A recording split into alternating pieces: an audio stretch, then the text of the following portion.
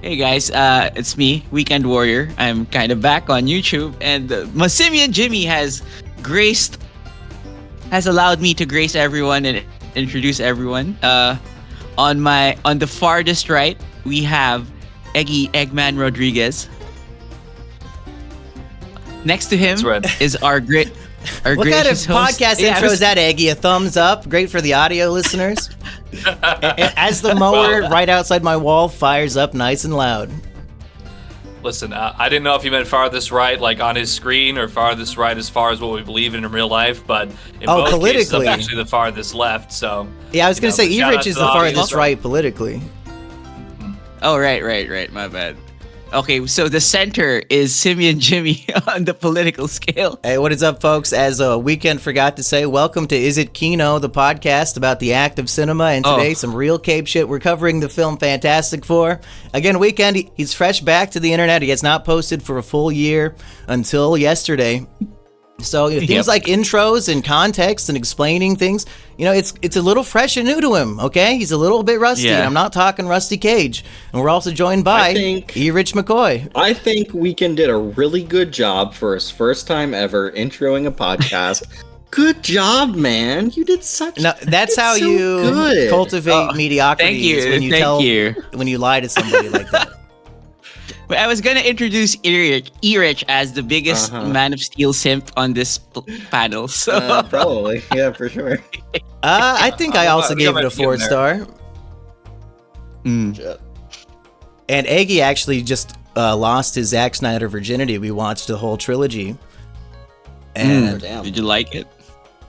I said, oh my goodness, this is so much better than these James Gunn movies. I was over here eating the unseasoned, unwashed chicken of superhero cinema. Finally, a real brother, Mr. Snyder. He finally got some flavor on my plate. So it's about time, some real good movies. Thank you very much, Mr. Snyder. Did you watch the Snyder cut of the Justice League? Oh, yeah. I was gonna say, they should have watched his first two movies, and then they watched the Joss Whedon version of Justice League as the third one. What is this? Joss Whedon, that's the guy that was on Star Trek when he was 8 years old, or is that a different guy? That's Will Wheaton. That's Will Wheaton. Wheaton, yeah. Eggy did ask me a curious question when we finished the trilogy, and I don't want to out him. Do you remember what you asked me, Eggy? That I was very baffled by what you said. Yeah, I think I said, was this like some kind of in order sort of deal? Because we watched Man of Steel first, and then I didn't like mentally piece Man of Steel and Batman versus Superman as being like together. But then when we watched Justice League after Batman versus Superman, then there was obvious continuity. So I was like, now, that blows my mind because the opening scene of Batman v Superman is the climax of Man of Steel. Yeah, it's literally the last scene of that. Yeah. He's like driving into the movie. I might have been taking a leak or something when that happened. Listen, when Mr. Snyder, with all due respect, making these 4-hour-long movies. Yeah, to be fair, he did watch 10 full hours of this shit, so it's hard to maybe remember every single thing that happened. That is insane, for sure. My mind was blown when he asked me that question. It's like, what?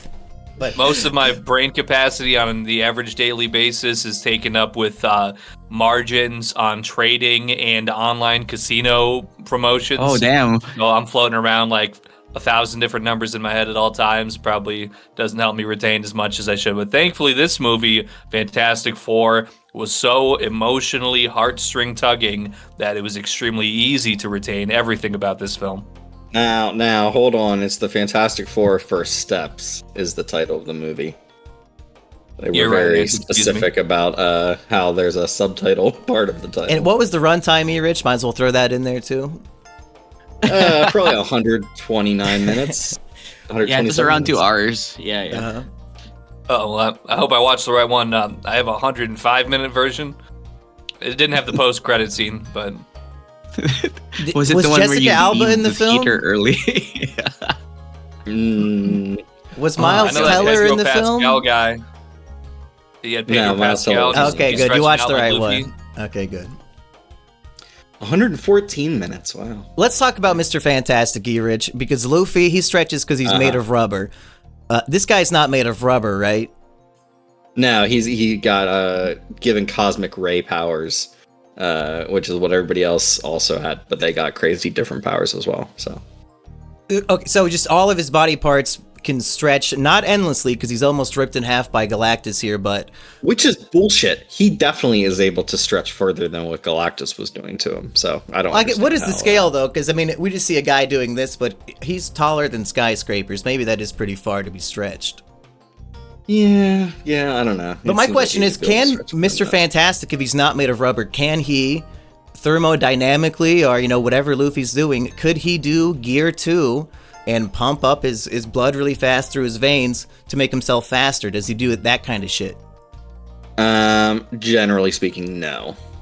He takes, it's more like Elastigirl in Incredibles than it is Monkey D. Luffy. Okay. And also, intelligence-wise, he's the smartest character ever. Is that right? Can I just say he's not? Mr. Fantastic? He's definitely in the top 3 of the universe. But not in this movie. His daughter is supposedly smarter than him, even as a child. Okay, because I was interested in Doctor Doom after this movie, and I did some research, and it said that Doctor Doom is as smart as Mr. Fantastic, who is the smartest, but I guess not always. And in this movie, he makes some epic blunders. Maybe he's scientifically the smartest, but socially he's a big retard, as shown at the press conference scene. Yeah, that was I wouldn't have minded it because he says this line something like, "I'm the guy that imagines dark things happening." So he didn't imagine that the world will react negatively to him saying, "Yeah, Galactus wanted our kid." But we said, "Nah, forget that." It's so fucking stupid. It's a completely brain dead trolley problem where either the baby dies or everybody plus the baby dies. And if you're everybody, you're probably thinking, baby's dead either way. Why am I in danger? Mm-hmm. So, of course, everybody's pissed. It was born 2 days ago. I mean, you'll get over it. It is what it is. I'm not trying to be a bad guy, but... It's a late-term abortion at this point. Yeah, that baby could have died any number of ways after the fact, so just, Sudden infant death syndrome is just mothers shaking their baby to death and then saying, "Oh, it was just laying there and I found it." So, just do that. Shake him up. And did you guys find it realistic that nobody in the world even tried to get the baby after Susan Storm made her speech? Well, if these are the only superheroes, what are you going to do? I guess you could bring in the military, but what's the common man going to do against Johnny Blaze or whatever his fucking name is? Is that his name? What's his name? Blaze. Johnny Storm. His name is Johnny. Oh, but he blazes up? Yeah, he flames on. He flames on. Yeah. Even though he does not say that in the movie. Is Johnny Blaze the guy who shot up the supermarket?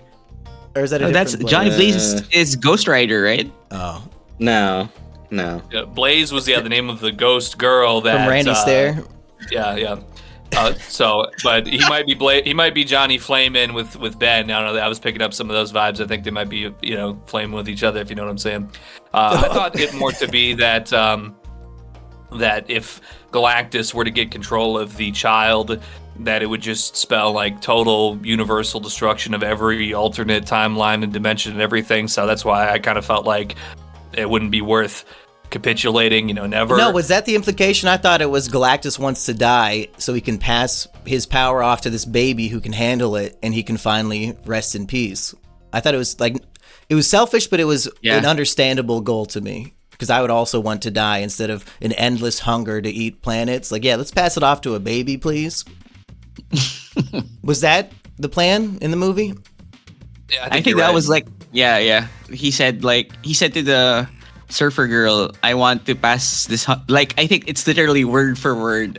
"I want to pass this hunger onto this kid, and I can finally rest." If that's unalivening himself or just retiring to his home planet, I don't know, but I think he said something to that effect.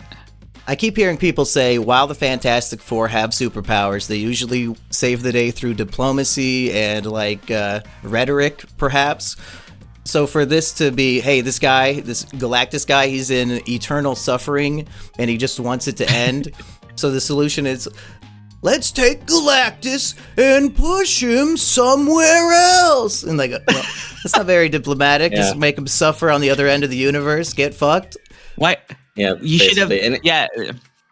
It's insane to me that Mr. Fantastic's plan in this movie is teleport the entire Earth somewhere else rather than doing anything else that is teleporting anything smaller than the Earth, which is basically everything. Like, if Galactus was bigger than the Earth and it was like, oh, we can't possibly teleport that, fine. But yeah, Galactus is not as big as the Earth, so teleport him. Can they teleport nukes just into his body?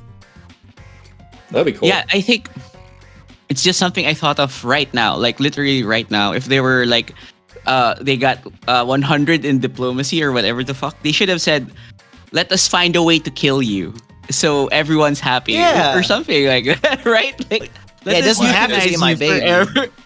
Yeah, let's just kill you. Let me research your organism so we could find a way to unalive you, right? Instead of like, no, I'm gonna push you to X million light years away so you suffer longer. So the ethical dilemma is, instead of should we kill this baby, it'll be more about like suicide and assisted suicide, euthanasia. Yeah, that'd be a much better summer blockbuster movie, and it wouldn't make me sad with all these Americans saying "kill the baby." Yeah, I think I would have been a more interesting movie after the punching and redoing a stupid move, telling the world. One thing that really pissed me off in this movie is when they have the baby there as like a bait to lure in Galactus, and then like my thought was, oh yeah, right as he's about to grab it, you would like teleport the baby out and make it so. But they do a switcheroo in a clear sight while Galactus can see they them think doing he's it stupid or something. And expect, it's like they expect him to just not notice. And it's so like. Did they think Galactus was just gonna go, that was weird, but I guess I'll take the baby? I guess they just replaced it with another baby that I want. I'll take this empty carrier. What an odd time to attack when I'm walking to the baby, but okay, I guess, whatever the fuck. It's so stupid. To be fair, they do say, okay, just one more step and then he'll be just perfectly aligned, and he takes like half a step on his heel and then immediately starts scanning for the baby again.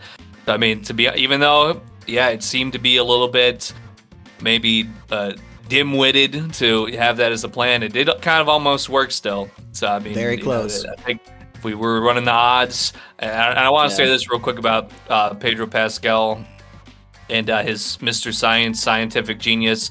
I really enjoy there's a few different shots in the film where he's just like at the chalkboard and it's all full of stuff. And he's like, an E equals plus MC2 to the carry the power of the 3 and the 4. And he stands back and he's like, oh, yes. Oh, and then like he doesn't have any idea what the fuck he's looking at. Like it's just, I mean, it's hard the to script make is it like, realistic. we need a lever. Shut the fuck up, dude. You're the lever, Sue. It's like, this is the smartest man. Also, that's his kind of metaphor he makes, is, we need a lever, and don't even explain it until later. The problem I have with it is like the world just trusted them to teleport them X light years away. That's also like. Well, I was gonna say, like, they didn't even mention whether there was like a sun in the. Like, we need very specific things on this planet in order to survive. I think they said it was within like 2 or 3% of the livable zone or something like that. Even 2 or 3% is pretty, like, you're still gonna have tons of people die if it's not exactly. Yeah, at least it's not like Interstellar where we need to find a whole planet. It's more we just need a sun to orbit around because we have the planet. So it'll probably be okay, but now Galactus is there instead. Or did they send him way farther away? I don't know where they farther away. I think they said like the he's edges there in the Goldilocks universe. zone. Yeah. Rich, I want to compare this to something that only you and I have read, that probably nobody in the audience will have any idea. Three-body problem, baby. This is very much the Dark Forest plotted in this movie, where the whole world knows that there's an extraterrestrial threat on its way, and we have time to prepare. And like the time skip of it, we see the thing grow a whole rock beard. I liked all that. And the idea of the world building this ultimate defense, and then at the last second, I guess a silver little thing all get blown up. Just shows up and destroys it all. And it's like this great hopeless moment. And while it, like, I loved these books, The Three-Body Problem. I would recommend them. And I think it's because this essentially live-action children's cartoon I'm not going to say ripped off because maybe this is straight from the comics, but there's a lot of strong parallels that made me realize how much better the book was. So it's almost like it hurt the movie that it was so comparable to something I just read that was the same thing but much better. Yeah, I mean, I don't really know that the comics have done something exactly like this before, but it does generally deal with, like, in a scientist situation where you can prepare a population for something, and how much can you do, and yeah, when things go awry, how do you come back from that? It's specifically stuff that like that in the comics. The defense is like so many different built things by the world, and then like a little silver thing comes and destroys them all immediately. I mean, it's so dead on. Spoiler alert. Yeah, it is pretty damn close to the Sophon just destroying everything. Yeah, so Kino. Not Sophon, it was the teardrop. Oh, okay. Yeah, when the whole fleet is packed together to... But no spoilers for that anyway. If you read those, let me know in the comments. I just wanted to say the movie is very similar to it. Would we be funny if we made this podcast exactly 44 minutes, 44 seconds? I think we have to aim for that for sure. So I guess when we get to the end, we'll have a bunch of fillers so I can cut it and make it perfect, because I don't know how much dead air is at the beginning of the recording. But we're about 18 minutes in, so I think we could hit that. Okay. Do another. So do you guys want to talk about the thing subplot that kind of fell off when the movie was ending? Well, I mean, like, that he wants to less fuck? A subplot and more just him kind of hanging around and looking at... he wants to fuck Natasha Lyonne. Yeah, he wants to fuck Poker Face. Yeah. He wants to fuck, and I know it feels undercooked, super undercooked. Well, she kept saying, "I'd like you better if you were AI," because the actress is canceled for endorsing AI or something. Mm-hmm. Really, in real life? Yeah, I guess she's dating a billionaire who like runs an AI firm. So then all of a sudden she's like, "Oh, what's wrong with AI in movies? I think it gets me laid." Oh no! If she gets married, I don't think she will care anymore that she got canceled, quote unquote. So she just gets people bitching on her Twitter posts. Like, that's the end of it. I don't think it actually affects your career. I mean, she's in a fucking Marvel movie. It didn't stop shit. I'm going to take the enlightened argument here. She sees the thing. He grew his quote-unquote rock beard. Really, it just turned him into the Thingachad. He's got the ultra giga chin and jaw now. So she's like, oh, well, I guess just keep growing that jaw out a little more, and then you'll meet these arbitrary requirements that this infograph said you need to. And, we need to get a screen grab of him at an angle and put yes on it. What about Johnny Blaze? Oh yeah, I was gonna say, did you like his translation subplot? Did any one of you like the translation subplot? Is that enough? Is translating 3 words enough to Rosetta Stone the entire alien language? Definitely don't think so. Definitely I don't think so, yeah. Like in English, if you just had the letter E, you could probably get pretty far. If you could just translate the E, right? Yeah, E-rich, monkey. Yeah. Like that, you can figure out most of our names. Weekend. War E. E. It's in there. Eggy. Yeah, lots of E's out there. So maybe her stupid phrase was the E of their language. The scene where the Silver Surfer is chasing Johnny through the city, and he's like having the broadcast transmitting going off on his wrist device or whatever, and it starts playing over all the screens. I was watching it with my very powerful in-ear earbuds where everything was super crisp and the audio was great. And for that scene, it just sounded like a bunch of shit just talking over each other. I was like, if I was there in the city, why you have like 50 giant screens that are the size of like half of a building all playing this at once. All it's gonna do is make everybody go deaf. Like, this wouldn't really make any actual sense I don't think in the universe as it stood, but hey, you know what, maybe that's nitpicking. Can we talk about the technology of this 1960s alternate Earth? Is this what they call retrofuturism, E-Rich? Yeah, for sure. So Absolutely. They have the technology to space travel faster than light, but which is insane. Like that is one of the most technologically progressive things that could ever. But they don't have flat screen TVs. They have like a giant stupid TV on top of a building. Like you guys don't have like billboards and normal screens, but we could travel faster than light. Yeah, it's pretty crazy. It's kind of silly. But I guess Mr. Fantastic invented it, right? We're still using records to, yeah. Well, I guess if we can't put the world to blame for their stupidity, if it's just this one really smart, cosmically rayed man, I don't know if that boosted his intelligence, but I guess if he's inventing super speed travel, but he's not inventing TVs, you know? Why does the rest of the world have to be he's smart? only doing the things that he's super interested in. Yeah, and he's just doing it to help himself. He's not going to give the technology to the world like that, I guess, other than a few flying cars. In anything other than CRT TVs, then that's just where we'll stay. Yeah, because who's flying? The Fantastic Four car, the cops are flying, but then all the other cars are just on the ground, right? No, because there were some flying cars in the movie that, like cops. There's a flying all cop cars car, can fly? But then they also drive on the ground, like Back to the Future too? At least some of them do. Okay. There was a couple shots where it just kind of felt like to me like, hey, it'd be easy for us to just get this aerial shot of cars on the ground and then just CGI in flying cars on top of it instead of trying to make every single car flying. Yeah. But yeah, in the way that you were describing it, I kind of feel like he's like the good version of Steve Jobs.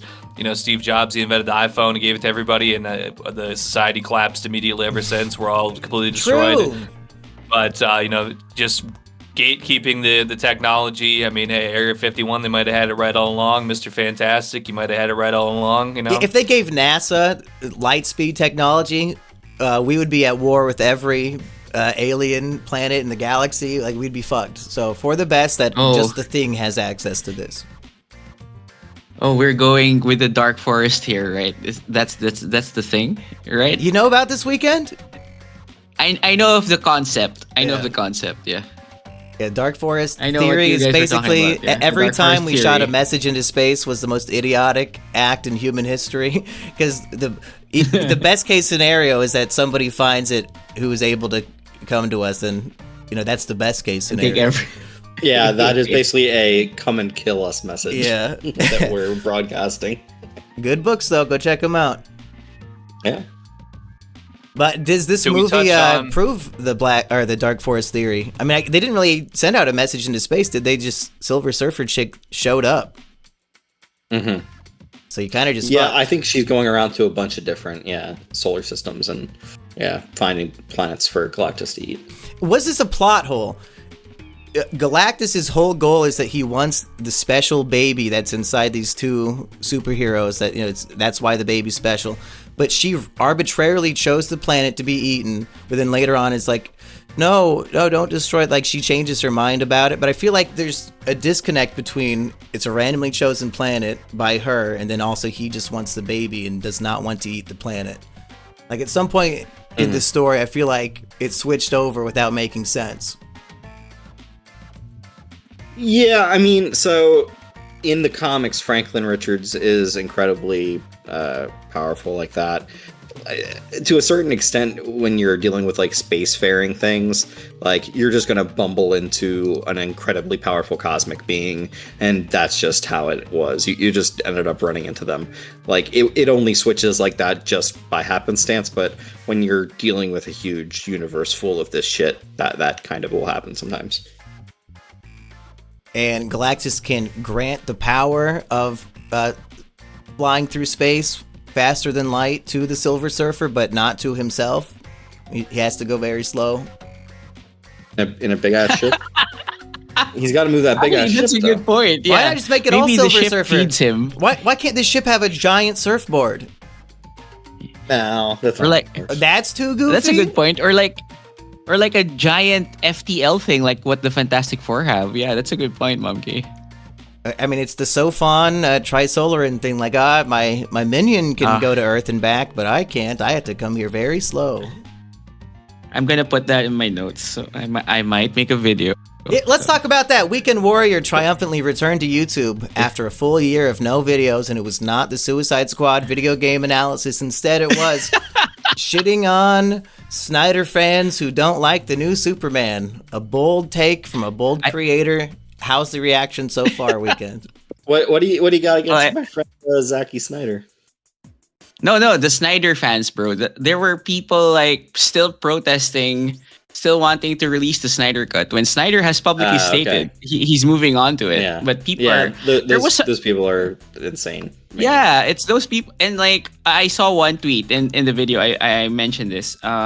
There was one guy who misrepresented what happened in when the kid in Not Palestine was waving his flag. It's like, oh, Superman chose to save Metropolis, the first world war, instead of this. Like, what the fuck are you talking about, bro? It's not what happened.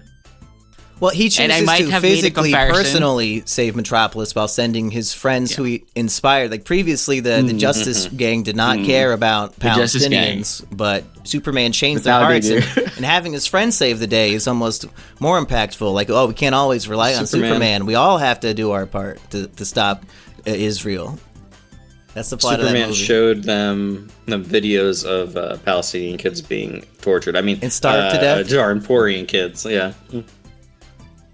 I must have forgotten that, or was I in the bathroom? Did that happen? That did not. Superman showed that? No. Okay. Sorry. Okay. I also took a bathroom break during the film, so for all I know, Erich was telling the truth, and I couldn't laugh. It could have happened. Who knows what James Gunn would put in this fucking movie? Superman like shoving a phone in their faces. Yeah. Are you? Superman has a Not Palestine flag on his shirt as Clark Kent. Like, please help the Not Palestine children. Do you not feel guilty? So everybody go check out Weekend's new video, link in the description, and you're saying you're working on more videos, Weekend. Yeah. What's coming next? And people are asking, where's the Suicide Squad video? Good question. Where's the Last of Us 2 video? So I'm trying to figure a way to make that on the back burn while making other videos that are topical. So and the plan is to explain why Last of Us 2 is very good and underrated? No, it's underrated. Not enough people appreciate it. Blah blah blah blah blah.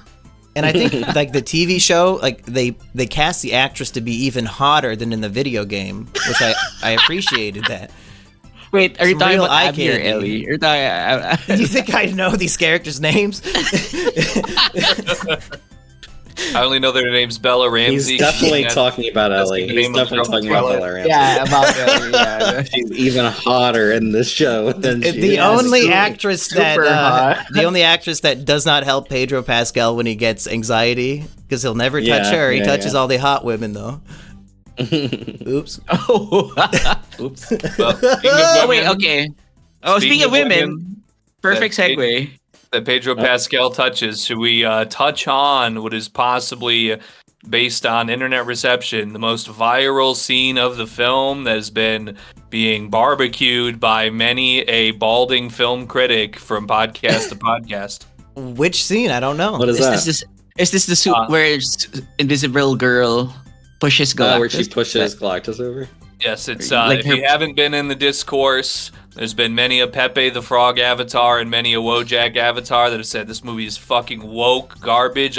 Has to be the woman that saves all the men. What's up with that? Well, listen, folks, you know what? As the arbiter of all political correction and insurrections, I went ahead and I soaked up every millisecond molecule of this film reel. And to be quite sincerely honest, I don't think that rubbed me in any kind of wrong way. Okay, it's scientifically fact-checked by many peer-reviewed experts that when a woman's child is in danger, she gains super strength, and I don't see why that would not translate to her special Fantastic Four DNA. I think it all makes sense to me.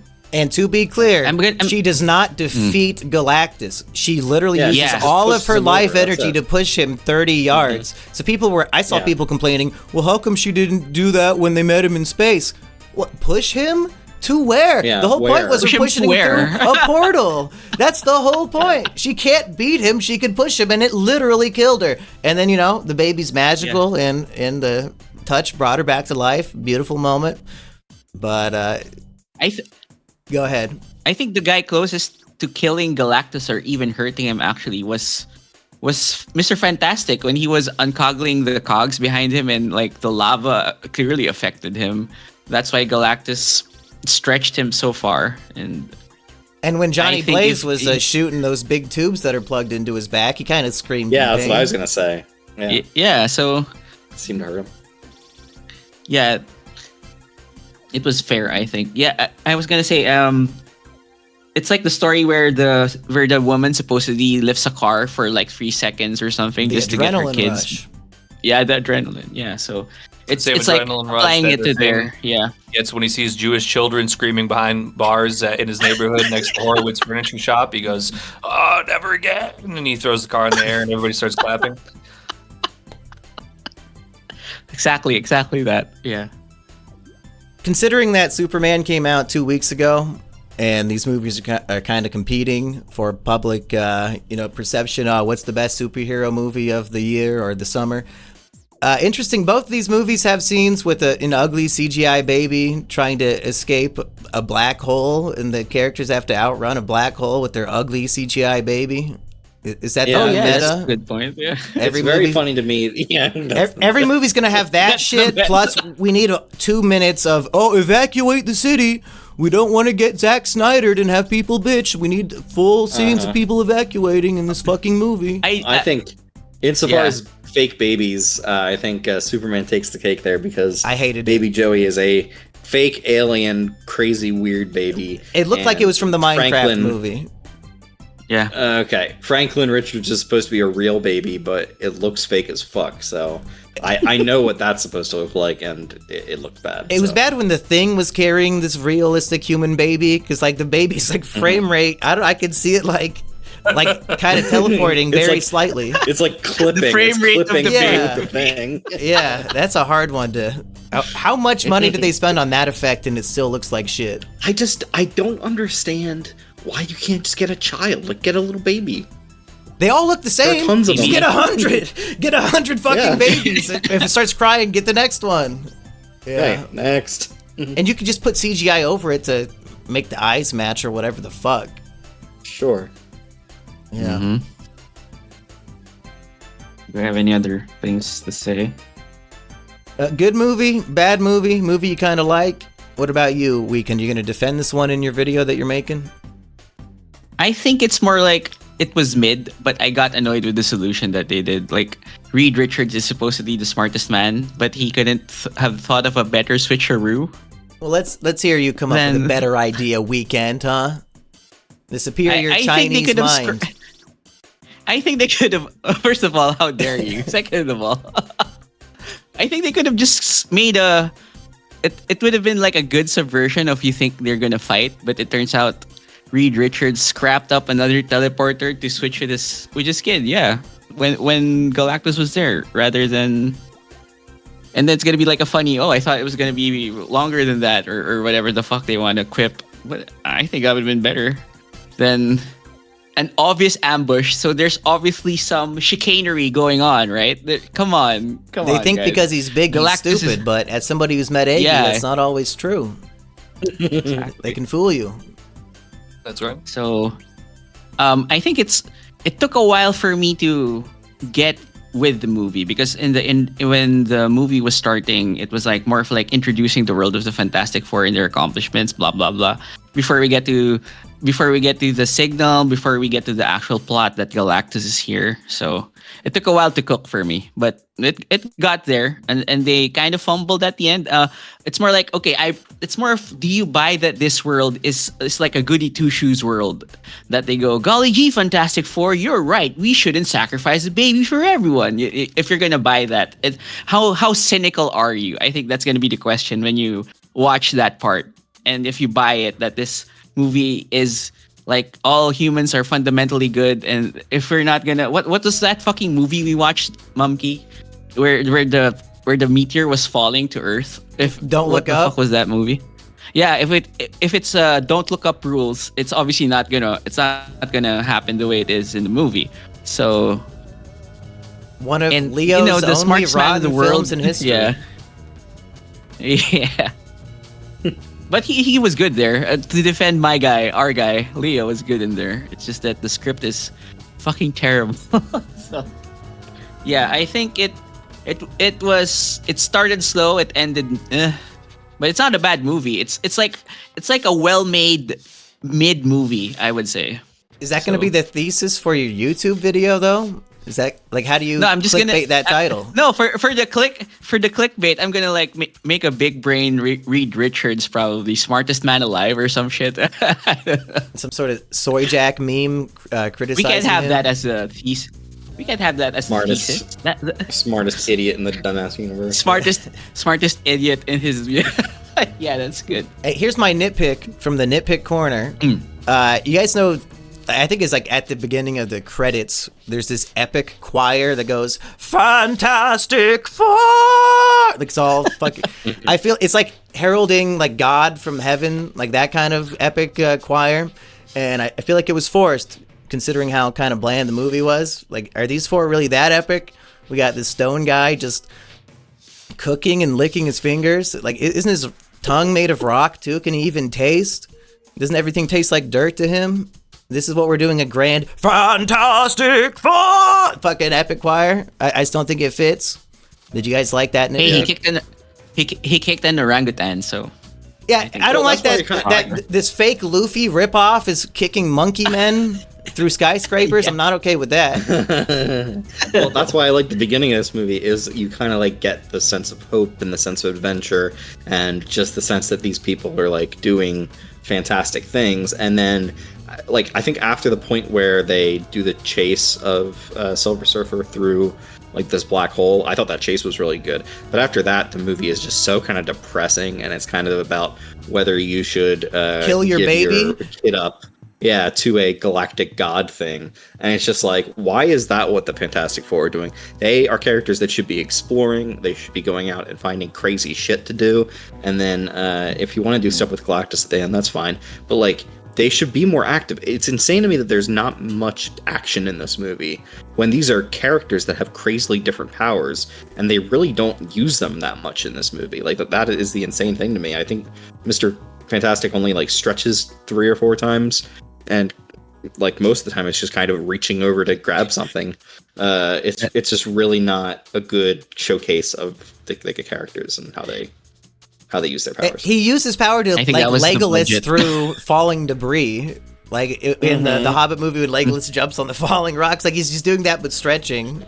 Was not very cool, and it looked stupid as fuck. Like, even the One Piece Netflix live action had better stretching effects, and I thought that looked terrible as well. Right. Yeah. Why didn't he pull his cheek open? Yeah. Good question. Maybe stretching is one of those powers that doesn't really translate well to movies.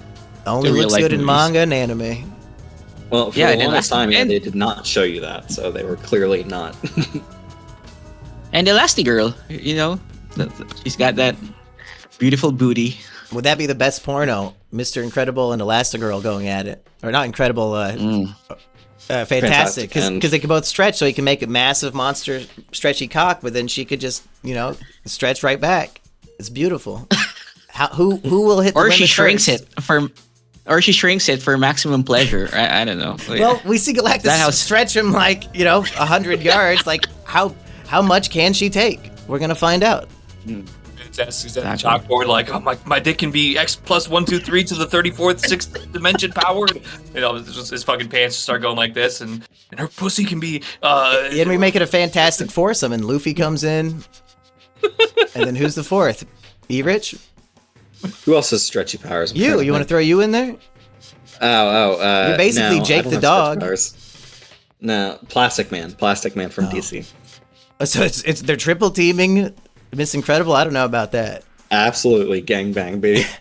She got to stretch her neck to take the third. Like, what the hell? She could run out of holes eventually. If I've ever heard one. Wait, could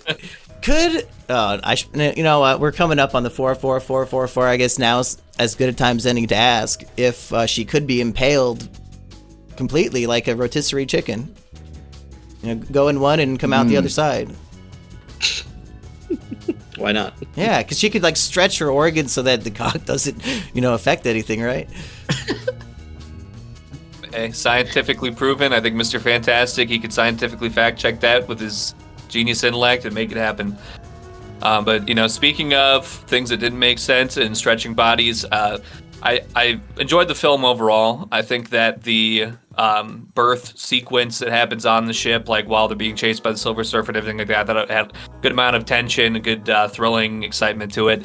But it kind of, not that I would want it any other way for the record, but it does kind of appear that Sue Storm is like laying on this table fully clothed and somehow like giving birth to the child, like while just like sitting there fully clothed. And I thought maybe if we want to talk like technical oversights, I don't, like I said, I wouldn't have it any other way, obviously, because I ain't no freak, ain't no sicko. But I just thought that was interesting, for them to kind of have it go down that way. There's also a part where she makes her stomach translucent so you can see the fetus inside of her belly.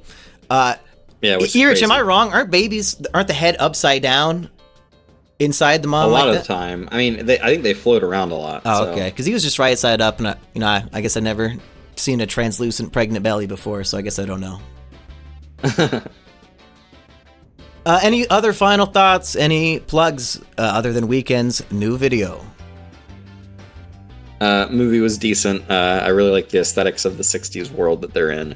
But yeah, after the first third, it loses a lot of momentum. And yeah, by the end of it, I'm just like, it just kind of just becomes like a regular Marvel movie.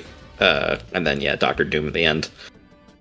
Snore, snooze, who cares? And then at the end of Thunderbolts, we have the Fantastic Four appearing out of the sky in a different, like in the normal Marvel planet. Wild.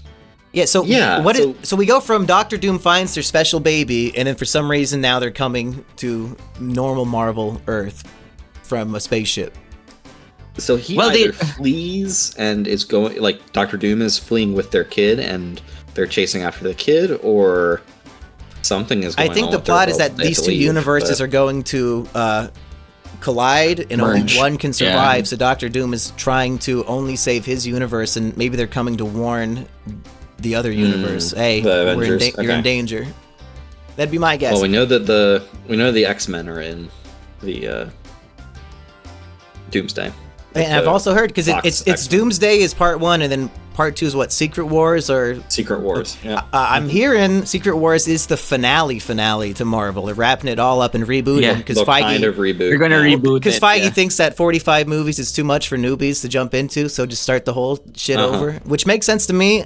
And their only hope they're not going to beat Endgame, but their only hope would be this is the finale to the last 50, and we're dead serious this time. Mm-hmm. For real. So this 2-movie arc of Doctor Doom with Robert Downey Jr., it better be compelling if this is the greatest villain in Marvel history and there's no build-up, no Kang movies building up. It's just we're going to get 2 3-hour movies with him and that's it. Is he going to be better than Thanos with that little? There's no way. I hope There's so. No possible. Thanos was pretty much just the 2 movies, and it can't be that hard to beat him. Well, Thanos has hype and build up to him before they launched that Infinity War. But like in the movies, he barely appeared. I guess in Guardians he's talked about a lot, actually. Never mind. Yeah, but he's hinted at, and not throughout the whole MCU. You're right about that. For this one, I think RDJ has enough acting chops to do something interesting. But if it's as good as Thanos, I don't know about that. We'll have to see. I think the obvious plot is he takes advantage of, the guy who looks like me from this universe was their savior, so they're going to trust me, and I'm just going to lie to them and while their universe is destroyed, which, how can we stretch 6 hours worth of movies out of that? It's just going to be like chicanery shit, like, oh, it's me, yes. I am Tony Stark. While the Fantastic Four are like, no, you can't trust him. He's a piece of shit. And everybody's like, no, that's Iron Man. Fuck you, Fantastic Four. And then everybody's fighting the Fantastic Four. And he's like, oh, I'm Tony Stark, guys. Attack them. They're the bad guys from my universe. Oh, he's a rock man. Oh. So I just spoiled the next movies for you. And I think we went past our time limit, but it is what it is. Damn it. I can cut something out to make it fit, but we have to really end it now. So say your goodbyes, folks. Yeah. Goodbye, my final thoughts. I would recommend it. Galactus is awesome. It has a compelling family-based storyline, and I think that America and all the world would worship the Fantastic Four. They already worship people. They already have cults. They're already going crazy. I think real aliens and shit would make them do it. All right, peace out. We have a president who is confirmed by the Department of Justice to be a child-raping, Epstein-friend pedophile, and he still has like 35% approval rating in the country. So cults are real. That's crazy. Honestly, the pedophile approval is going to start creeping up here. He might have a chance for his third term at this rate. Been seeing it already. Peace, people.